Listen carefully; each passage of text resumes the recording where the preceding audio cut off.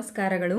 ಇಂದಿನ ವಿಡಿಯೋದಲ್ಲಿ ನಾವು 8ನೇ ತರಗತಿಯ ಕನ್ನಡ ವಿಷಯದ ಭಾಗ 2ರಲ್ಲಿನ 8ನೇ ಪದ್ಯವಾದ ರಾಮಧಾನ್ಯ ಚರಿತೆ ಎಂಬ ಪದ್ಯದ ಪ್ರಶ್ನೋತ್ತರಗಳನ್ನು ತಿಳಿಯೋಣ ಮಕ್ಕಳೇ. ಈ ಪದ್ಯವನ್ನು ಕವಿ ಕನಕದಾಸರು ಬರೆದಿದ್ದಾರೆ. ಕವಿ ಪರಿಚಯವನ್ನು ತಿಳಿಯೋಣ. ಕವಿಯ ಹೆಸರು ಕನಕದಾಸರು. ಕಾಲ ಸಾಮಾನ್ಯ ಶಕ 1508. ಇವರ ಜನ್ಮಸ್ಥಳ ಹಾವೇರಿ ಜಿಲ್ಲೆಯ ಬಾಡ ಗ್ರಾಮ. ಇವರ ಪೋಷಕರು ತಂದೆ ಬೀರಪ್ಪ, ತಾಯಿ ಬಚ್ಚಮ್ಮ. ಇವರ ಅಂಕಿತ ನಾಮ ಕಾಗಿನೆಲೆಯ ಆದಿಕೇಶವ. ಇವರು ಬರೆದಂತಹ ಕೃತಿಗಳು ಹರಿಭಕ್ತಿ ಸಾರ, ರಾಮಧಾನ್ಯ ಚರಿತೆ, ಮೋಹನ ತರಂಗಿಣಿ, ನಳಚರಿತ್ರೆ. ಕೊಟ್ಟಿರುವ ಪ್ರಶ್ನೆಗಳಿಗೆ ಒಂದು ವಾಕ್ಯದಲ್ಲಿ ಉತ್ತರಿಸಿ. ಮೊದಲ ಪ್ರಶ್ನೆ, ದೇಶಕ್ಕೆ ಅತಿಶಯವಾದ ಧಾನ್ಯ ಯಾವುದು? ಉತ್ತರ, ದೇಶಕ್ಕೆ ಅತಿಶಯವಾದ ಧಾನ್ಯ ರಾಗಿ ಅಂದರೆ ನರೆದಲಗ. ಪ್ರಶ್ನೆ 2, ವ್ರೀಹಿ ಯಾರ ಬಾಯಿಗೆ ತುತ್ತು ಎಂದು ಹೇಳಿದೆ? ಉತ್ತರ, ವ್ರೀಹಿ ಹೆಣದ ಬಾಯಿಗೆ ತುತ್ತು ಎಂದು ಹೇಳಿದೆ. ಪ್ರಶ್ನೆ 3, ದಾಶರಥಿ ಎಂದರೆ ಯಾರು? ಉತ್ತರ, ದಾಶರಥಿ ಎಂದರೆ ರಾಮ. ಪ್ರಶ್ನೆ 4, ನರೆದಲಗ ಯಾರನ್ನು ಆಧರಿಸಿ ಸಲಹುತ್ತದೆ? ಉತ್ತರ, ನರೆದಲಗ ಅನ್ನವಿಲ್ಲದೆ ಅಳಿವ ಪ್ರಾಣಿಗಳನ್ನು ಆಧರಿಸಿ ಸಲಹುತ್ತದೆ. ಪ್ರಶ್ನೆ 5, ಹರಿಹರ ವಿರಂಚಿಗಳನ್ನು ಏತಕ್ಕಾಗಿ ಅಯೋಧ್ಯೆಗೆ ಕರೆಸಲಾಗುತ್ತದೆ? ಉತ್ತರ, ನರೆದಲಗ ಅಂದರೆ ರಾಗಿ ಮತ್ತು ವ್ರೀಹಿ ಅಂದರೆ ಭತ್ತ, ಇವುಗಳಲ್ಲಿ ಯಾರು ಶ್ರೇಷ್ಠ ಎಂಬ ವಿವಾದವನ್ನು ಪರಿಹರಿಸಲು ಹರಿಹರ ವಿರಂಚಿಗಳನ್ನು ಅಯೋಧ್ಯೆಗೆ ಕರೆಸಲಾಗಿತ್ತು. ಪ್ರಶ್ನೆ 6, ಸೆರೆಗೆ ಯಾರನ್ನು ಹಾಕಲಾಗುತ್ತದೆ? ಉತ್ತರ, ಸೆರೆಗೆ ನರೆದಲಗ, ರಾಗಿ ಮತ್ತು ವ್ರೀಹಿ ಅಂದರೆ ಭತ್ತವನ್ನು ಹಾಕಲಾಗುತ್ತದೆ. ಆ ಮುಖ್ಯ ಪ್ರಶ್ನೆ. ಕೊಟ್ಟಿರುವ ಪ್ರಶ್ನೆಗಳಿಗೆ 3-4 ವಾಕ್ಯಗಳಲ್ಲಿ ಉತ್ತರಿಸಿ. ಮೊದಲ ಪ್ರಶ್ನೆ, ಶ್ರೇಷ್ಠವೆಂದು ಹೇಳಲಾಗಿರುವ ಧಾನ್ಯಗಳಾವುವು? ಉತ್ತರ, ಕೆಲವರು ಗೋಧಿ, ಸಾಮೆ, ನವಣೆ, ಕಂಬ, ಜೋಳ, ಹಾರಕವನ್ನು ಶ್ರೇಷ್ಠವೆಂದು ಹೇಳಿದರೆ ಕೆಲವರು ಭತ್ತವನ್ನು ಮತ್ತು ಕೆಲವರು ರಾಗಿಯನ್ನು ಶ್ರೇಷ್ಠ ಧಾನ್ಯಗಳೆಂದು ಹೇಳುವರು. ಪ್ರಶ್ನೆ 2, ಗೌತಮರು ನರೆದಲಗನೇ ಶ್ರೇಷ್ಠವೆನ್ನಲು ವ್ರೀಹಿಯು ಹೇಳಿದ್ದೇನು? ಉತ್ತರ, ಎಲ್ಲ ಧರ್ಮಗಳ ಸಾರವನ್ನು ನೀವು ಅರಿತಿದ್ದೀರಿ, ಎಲ್ಲರ ಬಗ್ಗೆ ನಿಮಗೆ ತಿಳಿದಿಲ್ಲವೇ? ಈ ರೀತಿ ಇಲ್ಲಿ ನನ್ನನ್ನು ಕಡೆಗಣಿಸಿ ಮಾತನಾಡುವುದು ಸರಿಯಲ್ಲ. ಭಕ್ತನಾದ ನಾನು ಮತ್ತು ಗೋಧಿ ಮೊದಲಾದ ಧಾನ್ಯಗಳು ಇಲ್ಲಿರಲು ರಾಗಿಯೇ ಶ್ರೇಷ್ಠ ಎಂದು ಹೇಳುವುದು ಯಾವ ನ್ಯಾಯ ಎಂದು ವ್ರೀಹಿಯು ಗೌತಮರಿಗೆ ಹೇಳಿತು. ಪ್ರಶ್ನೆ 3, ವ್ರೀಹಿಯನ್ನು ಯಾವ ಮಂಗಳ ಕಾರ್ಯಗಳಲ್ಲಿ ಬಳಸಲಾಗುತ್ತದೆ? ಉತ್ತರ, ವ್ರೀಹಿಯನ್ನು ಬ್ರಾಹ್ಮಣರ ಉಪನಯನದಲ್ಲಿ, ವ್ರತಗಳ ಆಚರಣೆಗಳಲ್ಲಿ, ಒಳ್ಳೆಯ ಭೋಜನದಲ್ಲಿ, ಮಂತ್ರಾಕ್ಷತೆಗಳಲ್ಲಿ, ಶುಭ ಸಮಾರಂಭಗಳಲ್ಲಿ, ಆರತಿ ಮಾಡುವಾಗ, ಯಜ್ಞ ಯಾಗಾದಿಗಳಲ್ಲಿ, ಅರಮನೆಗಳಲ್ಲಿ, ದೇವರ ನೈವೇದ್ಯಕ್ಕೆ ಬಳಸಲಾಗುತ್ತದೆ. ಪ್ರಶ್ನೆ 4, ನರೆದಲಗವು ವ್ರೀಹಿಯನ್ನು ಏನೆಂದು ಹೀಯಾಳಿಸಿತು? ಉತ್ತರ, ನರೆದಲಗವು ವ್ರೀಹಿಯನ್ನು ನೀನು ಸತ್ಯಹೀನನಾಗಿದ್ದು ಬಡವರನ್ನು ಕಣ್ಣೆತ್ತಿ ನೋಡುವುದಿಲ್ಲ, ಶ್ರೀಮಂತರನ್ನು ಹಿಂಬಾಲಿಸಿ ನಡೆಯುವ ಆಸೆ ನಿನ್ನದು, ಹೆತ್ತ ಬಾಣಂತಿಯರು ಹಾಗೂ ರೋಗಿಗಳಿಗೆ ನೀನು ಪಥ್ಯವಾಗಿರುವೆ, ಹೆಣದ ಬಾಯಿಗೆ ತುತ್ತಾಗಿರುವೆ, ನಿನ್ನ ಜನ್ಮ ನಿರರ್ಥಕ ಎಂದು ಹೀಯಾಳಿಸಿತು.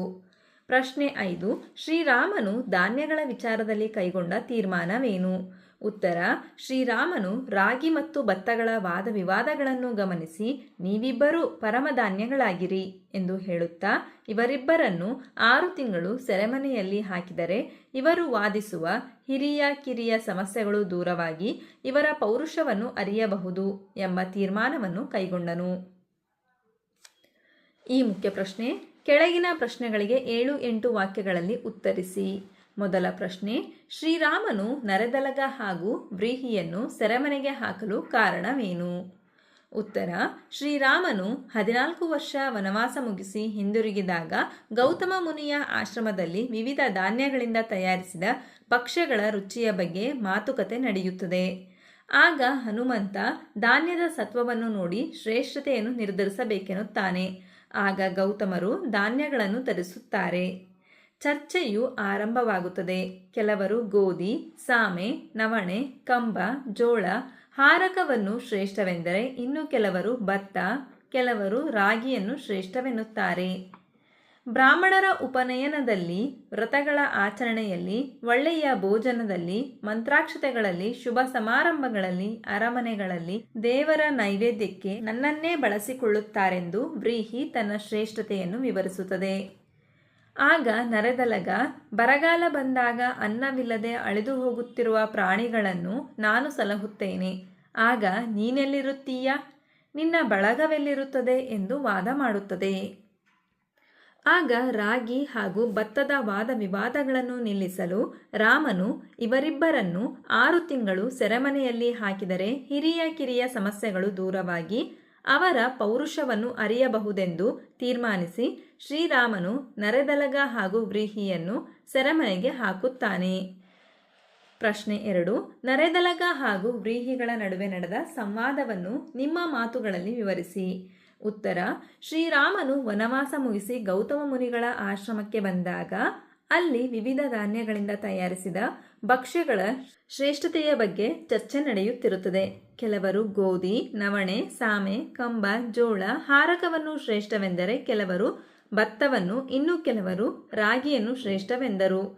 ಆಗ ವ್ರೀಹಿ, ಬ್ರಾಹ್ಮಣರ ಉಪನಯನದಲ್ಲಿ, ವ್ರತಗಳ ಆಚರಣೆಗಳಲ್ಲಿ, ಒಳ್ಳೆಯ ಭೋಜನದಲ್ಲಿ, ಮಂತ್ರಾಕ್ಷತೆಯಲ್ಲಿ, ಶುಭ ಸಮಾರಂಭಗಳಲ್ಲಿ, ಯಜ್ಞಯಾಗಾದಿಗಳಲ್ಲಿ, ಅರಮನೆಯಲ್ಲಿ ದೇವರ ನೈವೇದ್ಯಕ್ಕೆ ನಾನೇ ಶ್ರೇಷ್ಠವೆನ್ನುತ್ತದೆ. ಆಗ ನರೆದಲಗವು, ಬರಗಾಲದಲ್ಲಿ ಅನ್ನವಿಲ್ಲದೆ ಅಳಿದು ಹೋಗುತ್ತಿರುವ ಪ್ರಾಣಿಗಳನ್ನು ನಾನು ಸಲಹುತ್ತೇನೆ. ಆಗ ನೀನು ಎಲ್ಲಿರುತ್ತೀಯ? ನಿನ್ನ ಬಳಗವೆಲ್ಲಿರುತ್ತದೆ? ಎಂದಿಗೂ ನೀನು ಬಡವರನ್ನು ಕಣ್ಣೆತ್ತಿಯೂ ನೋಡುವುದಿಲ್ಲ. ಬಾಣಂತಿಯರಿಗೆ ಮತ್ತು ರೋಗಿಗಳಿಗೆ ಪಥ್ಯವಾಗಿರುವೆ. ಹೆಣದ ಬಾಯಿಗೆ ತುತ್ತಾಗುವೆ. ನಿನ್ನ ಜನ್ಮ ನಿರರ್ಥಕ ಎಂದು ಭತ್ತವನ್ನು ಹೀಯಾಳಿಸಿತು. ಹೀಗೆ ನರೆದಲಗ ಮತ್ತು ವ್ರೀಹಿಗಳ ನಡುವೆ ಸಂವಾದ ನಡೆಯುತ್ತದೆ. ಈ ಮುಖ್ಯ ಪ್ರಶ್ನೆ ಸಂದರ್ಭ ಸಹಿತ ಸ್ವಾರಸ್ಯವನ್ನು ವಿವರಿಸಿ. ಮೊದಲ ಪ್ರಶ್ನೆ: ನಮ್ಮಯ ದೇಶಕತಿಶಯ ನರೆದಲಗ. ಆಯ್ಕೆ: ಈ ವಾಕ್ಯವನ್ನು ಕನಕದಾಸರು ಬರೆದಿರುವ ರಾಮಧಾನ್ಯ ಚರಿತೆ ಎಂಬ ಕೃತಿಯಿಂದ ಆರಿಸಿಕೊಳ್ಳಲಾಗಿರುವ ರಾಮಧಾನ್ಯ ಚರಿತೆ ಪದ್ಯಭಾಗದಿಂದ ಆರಿಸಿಕೊಳ್ಳಲಾಗಿದೆ.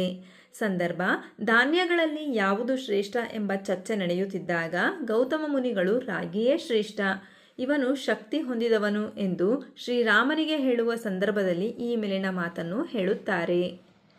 ಸ್ವಾರಸ್ಯ: ರಾಗಿಯು ಸಂಪೂರ್ಣ ಪೌಷ್ಟಿಕಭರಿತ ಆಹಾರವಾಗಿದ್ದು ಎಲ್ಲ ವರ್ಗದವರಿಗೆ ಸುಲಭ ಬೆಲೆಗೆ ಸಿಗುವಂಥದ್ದಾಗಿದೆ ಎಂಬುದೇ ಇಲ್ಲಿ ಸ್ವಾರಸ್ಯಕರವಾಗಿದೆ. ಪ್ರಶ್ನೆ 2.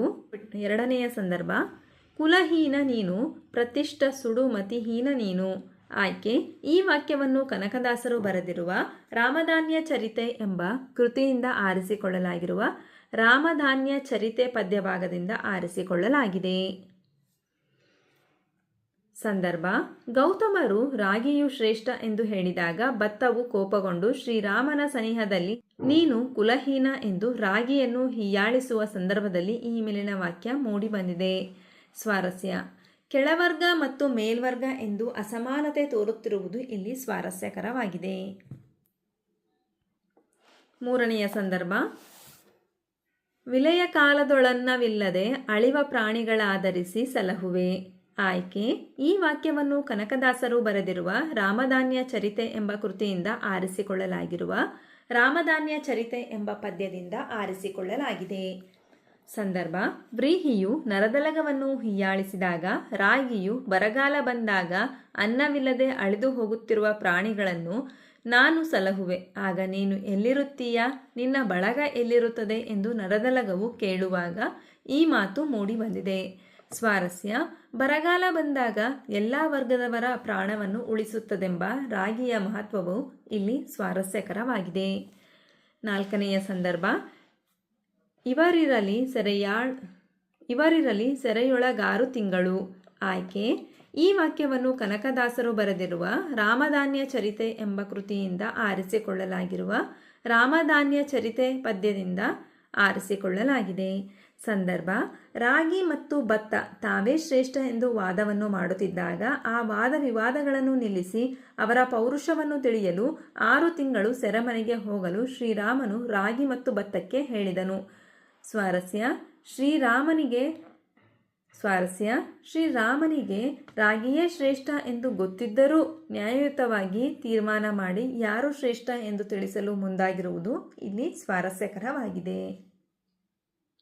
ಮುಖ್ಯ ಪ್ರಶ್ನೆ: ಮೊದಲೆರಡು ಪದಗಳಿಗಿರುವ ಸಂಬಂಧದಂತೆ ಮೂರನೆಯ ಪದಕ್ಕೆ ಸಂಬಂಧಿಸಿದ ಪದ ಬರೆಯಿರಿ. ಪುರಂದರದಾಸರು ಪುರಂದರ ವಿಠಲ, ಕನಕದಾಸರು ಕಾಗಿನೆಲೆ ಆದಿಕೇಶವ, ವ್ರೀಹಿ ಭತ್ತ, ನರೆದಲಗ ರಾಗಿ. ಮೂರನೆಯ ಪ್ರಶ್ನೆ: ಬಾಣಂತಿಯರಿಗೆ ಪಥ್ಯ, ಹೆಣದ ಬಾಯಿಗೆ ತುತ್ತು. ನಾಲ್ಕನೆಯ ಪ್ರಶ್ನೆ: ಕ್ಷಿತಿ ಅಂದರೆ ಭೂಮಿ, ವಿರಂಚೆ ಅಂದರೆ ಬ್ರಹ್ಮ. ಐದನೆಯ ಪ್ರಶ್ನೆ: ಸೆರೆಯೊಳಗೆ, ಇದು ಆಗಮ ಸಂಧಿ. ತಾನೆಲ್ಲಿ, ಇದು ಲೋಪ ಸಂಧಿ. ಮುಖ್ಯ ಪ್ರಶ್ನೆ: ಗುಂಪಿಗೆ ಸೇರದ ಪದಗಳನ್ನು ಆಯ್ದು ಬರೆಯಿರಿ. ಮೊದಲ ಪ್ರಶ್ನೆ: ಹರಿಭಕ್ತ ಸಾರ, ರಾಮಧಾನ್ಯ ಚರಿತೆ, ರಾಮೇಶ್ವಮೇಧಂ, ನಳಚರಿತ್ರೆ.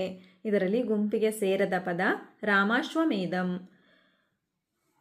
ಪ್ರಶ್ನೆ 2: ಕನಕದಾಸರು, ಪುರಂದರದಾಸರು, ವ್ಯಾಸರಾಯರು, ಬಸವಣ್ಣ. ಗುಂಪಿಗೆ ಸೇರದ ಪದ ಬಸವಣ್ಣ. ಪ್ರಶ್ನೆ 3: ವ್ರೀಹಿ, ಗೋಧಿ, ನೆಲ್ಲು, ಭತ್ತ. ಇಲ್ಲಿ ಗುಂಪಿಗೆ ಸೇರದ ಪದ ಗೋಧಿ. ಪ್ರಶ್ನೆ 4: ಗುಣಸಂಧಿ, ಲೋಪಸಂಧಿ, ಆಗಮ ಸಂಧಿ, ಆದೇಶ ಸಂಧಿ. ಇಲ್ಲಿ ಗುಂಪಿಗೆ ಸೇರದ ಪದ ಗುಣಸಂಧಿ. ಅಭ್ಯಾಸದ ಪ್ರಶ್ನೆಗಳನ್ನು ನೋಡೋಣ ಮಕ್ಕಳೇ. ಪ್ರಶ್ನೆ 1: ಮಾತ್ರೆ ಎಂದರೇನು? ಉದಾಹರಣೆ ಸಹಿತ ವಿವರಿಸಿ. ಉತ್ತರ: ಛಂದಶಾಸ್ತ್ರದಲ್ಲಿ ಮಾತ್ರೆ ಎಂದರೆ ಕಾಲವನ್ನು ಅಳೆಯುವ ಮಾನ. ಒಂದು ಹ್ರಸ್ವ ಅಕ್ಷರವನ್ನು ಉಚ್ಚರಿಸಲು ಬೇಕಾಗುವ ಕಾಲವೇ ಒಂದು ಮಾತ್ರಾ ಕಾಲ. ಒಂದು ಮಾತ್ರಾ ಕಾಲದಲ್ಲಿ ಉಚ್ಚರಿಸಬಹುದಾದ ಅಕ್ಷರವೇ ಲಘು. 2 ಅಥವಾ ಅದಕ್ಕಿಂತ ಹೆಚ್ಚು ಮಾತ್ರಾ ಕಾಲದಲ್ಲಿ ಉಚ್ಚರಿಸಬಹುದಾದ ಅಕ್ಷರವೇ ಗುರು. ಪ್ರಶ್ನೆ 2: ಮಾತ್ರಾಗಣ ಎಂದರೇನು? ಅದರ ವಿಧಗಳಾವುವು? ತಿಳಿಸಿ. ಉತ್ತರ: ಮಾತ್ರೆಗಳ ಆಧಾರದಿಂದ ಗಣ ವಿಭಾಗ ಮಾಡಲಾಗುವ ಗಣಗಳನ್ನು ಮಾತ್ರಾಗಣ ಎನ್ನುವರು. ಮಾತ್ರಾಗಣದಲ್ಲಿ 3 ವಿಧಗಳಿವೆ: ಕಂದ, ಷಟ್ಪದಿ, ರಗಳೆ. ಪ್ರಶ್ನೆ 3: ಕಂದ ಪದ್ಯದ ಲಕ್ಷಣಗಳೇನು? ಉತ್ತರ: ಕಂದ ಪದ್ಯದ ಲಕ್ಷಣಗಳು 4 ಪಾದಗಳಿರಬೇಕು. 1 ಮತ್ತು 3ನೆಯ ಪಾದಗಳು ಪರಸ್ಪರ ಸಮವಾಗಿದ್ದು 4 ಮಾತ್ರೆಗಳ ತಲಾ 3 ಗಣಗಳಿರಬೇಕು. 2 ಮತ್ತು 4ನೆಯ ಪಾದಗಳು ಪರಸ್ಪರ ಸಮವಾಗಿದ್ದು 4 ಮಾತ್ರೆಗಳ ತಲಾ 5 ಗಣಗಳಿರಬೇಕು. ಪ್ರತಿ ಪಾದವು ಆದಿಪ್ರಾಸದಲ್ಲಿ ಕೂಡಿರಬೇಕು. ಪ್ರಶ್ನೆ 4: ಷಟ್ಪದಿ ಎಂದರೇನು? ಭಾಮಿನಿ ಷಟ್ಪದಿಯ ಲಕ್ಷಣಗಳೇನು? ಉತ್ತರ: 6 ಪಾದಗಳಿಂದ ಕೂಡಿರುವ ಪದ್ಯಕ್ಕೆ ಷಟ್ಪದಿ ಎನ್ನುವರು. ಭಾಮಿನಿ ಷಟ್ಪದಿಯ ಲಕ್ಷಣಗಳು: ಪ್ರತಿ ಪಾದವು ಆದಿಪ್ರಾಸದಿಂದ ಕೂಡಿರಬೇಕು. 1, 2, 4 ಮತ್ತು 5ನೆಯ ಪಾದಗಳು ಪರಸ್ಪರ ಸಮವಾಗಿದ್ದು 3 ಮಾತ್ರೆಗಳ ಅನಂತರ 4 ಮಾತ್ರೆಗಳ ತಲಾ 2 ಗಣಗಳಿರಬೇಕು. 3 ಮತ್ತು 6ನೆಯ ಪಾದಗಳು ಪರಸ್ಪರ ಸಮವಾಗಿದ್ದು 3 ಮಾತ್ರೆಗಳ ಅನಂತರ 4 ಮಾತ್ರೆಗಳ ತಲಾ 2 ಗಣಗಳಿರಬೇಕು. 3 ಮತ್ತು 6ನೆಯ ಪಾದಗಳು ಪರಸ್ಪರ ಸಮವಾಗಿದ್ದು 3 ಮಾತ್ರೆಗಳ ಅನಂತರ 4 ಮಾತ್ರೆಗಳ ತಲಾ 3 ಗಣಗಳು ಮತ್ತು 1 ಗುರು ಇರಬೇಕು. ಮುಖ್ಯ ಪ್ರಶ್ನೆ: ರಾಮಧಾನ್ಯ ಚರಿತೆ ಪದ್ಯದ ಮೊದಲನೆಯ 3 ಸಾಲುಗಳಿಗೆ ಪ್ರಸ್ತಾರ ಹಾಕಿ ಗಣ ವಿಭಾಗ ಮಾಡಿ ಛಂದಸ್ಸನ್ನು ಹೆಸರಿಸಿ. ಗಮನಿಸಿ ಮಕ್ಕಳೇ, ಇಲ್ಲಿ ಪ್ರಸ್ತಾರವನ್ನು ಹಾಕಿದ್ದೀನಿ. 3, 4, 3, 4ರಂತೆ ಗಣ ವಿಭಾಗ ಮಾಡಲಾಗಿದೆ. ಹಾಗಾಗಿ ಇದು ಭಾಮಿನಿ ಷಟ್ಪದಿ. ನಂತರ ಈ ಮುಖ್ಯ ಪ್ರಶ್ನೆ: ಕೊಟ್ಟಿರುವ ಪದ್ಯ ಭಾಗವನ್ನು ಕಂಠಪಾಠ ಮಾಡಿ. ಮಳೆದೆಗೆದು ಬೆಳೆಯಡಗಿ ಕ್ಷಾಮದ ವಿಲಯ ಕಾಲದೊಳನ್ನವಿಲ್ಲದೆ ಅಳಿವ ಪ್ರಾಣಿಗಳಾಧರಿಸಿ ಸಲಹುವೆನು ಜಗವರಿಯೇ ಎಲವೋ ನೀನೆಲ್ಲಿಹೆಯೋ ನಿನ್ನಯ ಬಳಗವದು ತಾನೆಲ್ಲಿಹುದು ಈ ಹಲವು ಹುಲು ಧಾನ್ಯಗಳೆನಗೆ ಸರಿದೊರೆಯೇ ಕೇಳೆಂದ. ಹೀಗೆ ನೀವು ಸಹ ಪದ್ಯದ ಭಾಗವನ್ನು ಪೂರ್ಣಗೊಳಿಸಿ ಕಂಠಪಾಠ ಮಾಡಿ ಮಕ್ಕಳೇ. ಹಾಗಾದರೆ ಈ ಪದ್ಯದಲ್ಲಿ ಬರ್ತಕ್ಕಂತಹ ಎಲ್ಲ ಪ್ರಶ್ನೆಗಳಿಗೆ ನಿಮಗೆ ಉತ್ತರ ಲಭಿಸಿದೆ ಅಂತ ನಾನು ಭಾವಿಸ್ತಾ ಇದ್ದೀನಿ. ಧನ್ಯವಾದಗಳು. ನಮ್ಮ ವಿಡಿಯೋ ಇಷ್ಟವಾದಲ್ಲಿ ಪ್ಲೀಸ್ ಸಬ್ಸ್ಕ್ರೈಬ್ ಮಾಡಿ, ಲೈಕ್ ಮಾಡಿ, ಶೇರ್ ಮಾಡಿ, ಪ್ರೋತ್ಸಾಹಿಸಿ.